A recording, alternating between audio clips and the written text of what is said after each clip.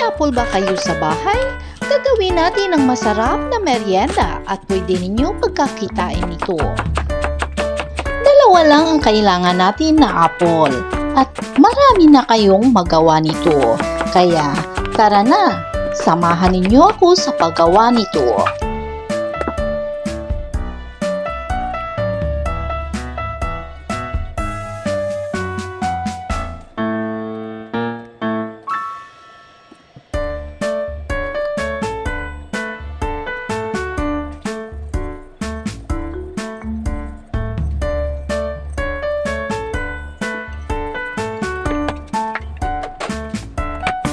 Welcome back to my YouTube channel. Let's start! Ito yung mga ingredients. Maghiwa lang na tayo ng isang apple.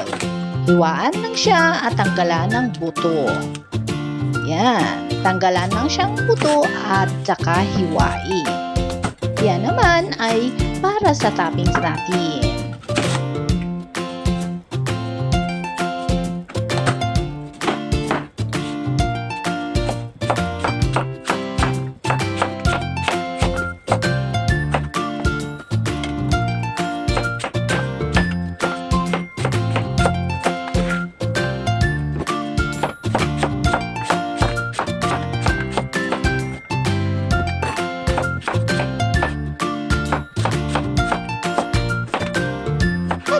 Aside natin muna ito.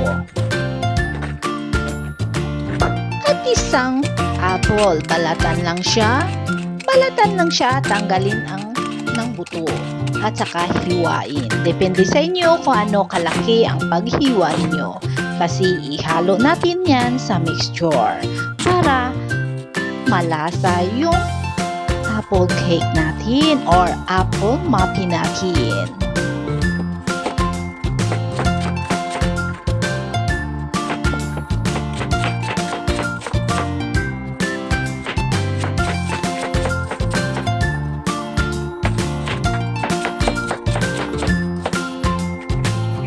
I-set aside natin muna ito. Sa isang bowl, naglagay ako ng 4 na itlog. At naglagay din ako ng asin, vanilla. I-mix natin ito. Gamit lang ang Wild West.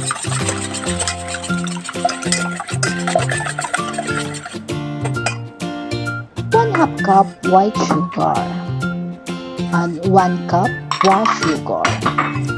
I-mix lang natin ito until na mag-dissolve yung sugar.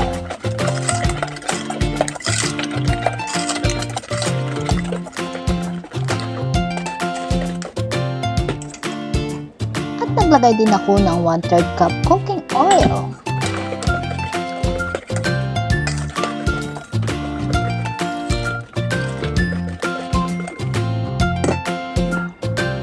Naglagay na ako ng evaporated milk. Pwede kayo magamit ng fresh milk. Haluin lang siyang mabuti. At maglagay na tayo ng dry ingredients. 3 and 1/2 cup all-purpose flour. Yan, nasala ko na yan siya at saka dahan-dahan lang natin sa paglagay.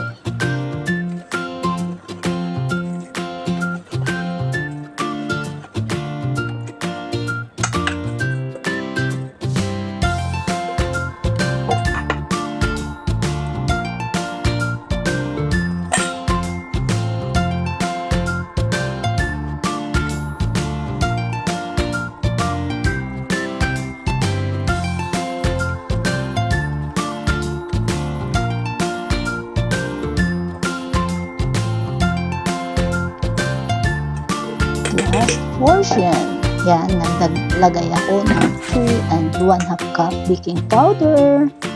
Yan. Pag kailangan na dry yung mixture ninyo, magdagdag na lang kayo ng tubig. Kasi hindi pare-pareho yung flour natin. At ilagay na natin yung apple.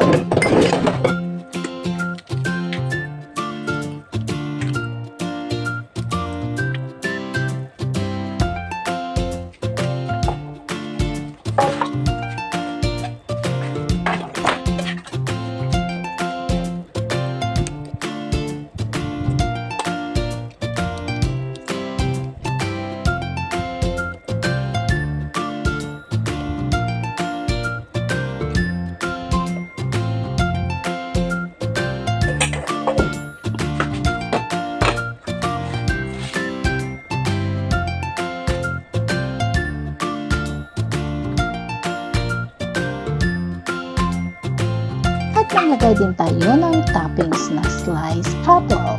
Depende sa inyo kung ano ang pag-arrange niyan.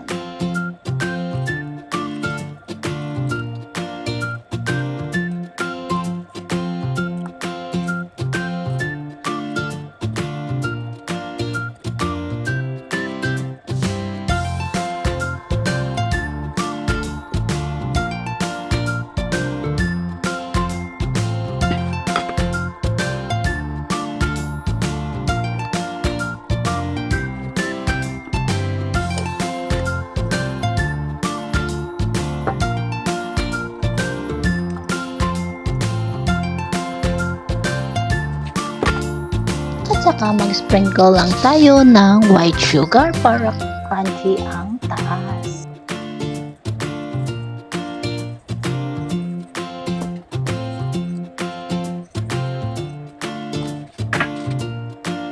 At saka isa lang na natin ito.